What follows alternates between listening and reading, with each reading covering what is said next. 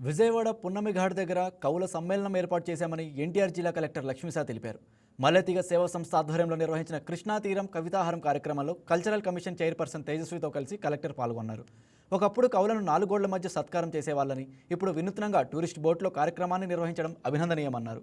కూటమి ప్రభుత్వం కూడా అలాంటి కవులను ప్రోత్సహించే ప్రయత్నం చేస్తోందని కలెక్టర్ లక్ష్మీశా తెలిపారు.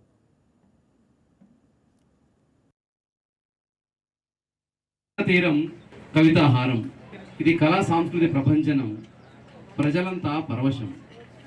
ఇది ఎన్టీఆర్ జిల్లా అదృష్టం, భావితరాలకు ఇది మార్గదర్శనం. కృష్ణా తీరం కవితాహారం సామాజిక లోపాలను చూపడానికి కవులు సంసిద్ధం. అది ఆపడానికి మేమెవరం? అది ఆపిన ఆగలేని పర్వం. అది పోషించి ప్రోత్సహించడమే మన కర్తవ్యం. కృష్ణా తీరం కవితాహారం ఇది మేధోశక్తి మంథనం, కనుమరుగైపోతున్న కళలకు చైతన్యం.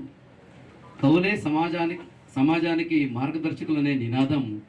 కవులతో కలిసి మెలగడమే నా పూర్వజన్మ సుకృతం. కృష్ణా తీరం కవితాహారం. Thank you.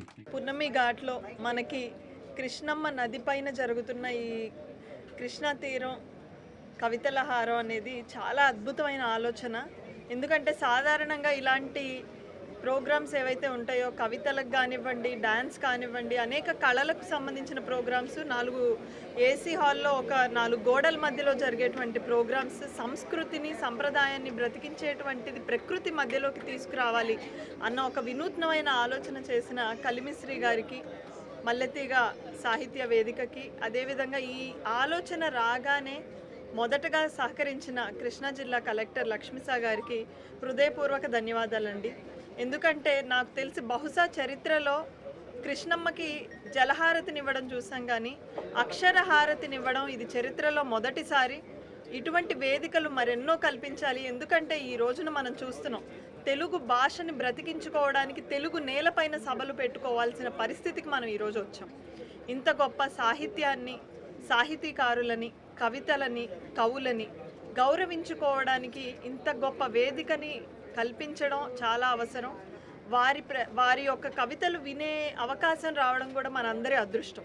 కృష్ణా తీరం కవితాహారం ఈ శీర్షికతో ఒక కవి సమ్మేళనం పెట్టాలని అనుకున్నప్పుడు ఎన్టీఆర్ జిల్లా కలెక్టర్ గారు మల్లెతీగ సాహిత్య సేవా సంస్థకు సహకారం అందిస్తారు.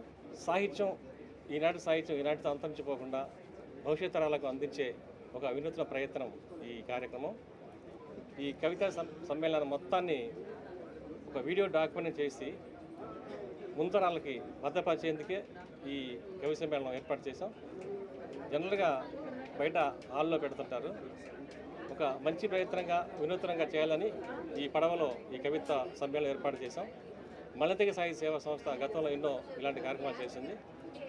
ఆ భాగంలో ఈ వీడియో మీకు నచ్చినట్లయితే లైక్ చేయండి, షేర్ చేయండి, మా ఛానల్కి సబ్స్క్రైబ్ చేయండి.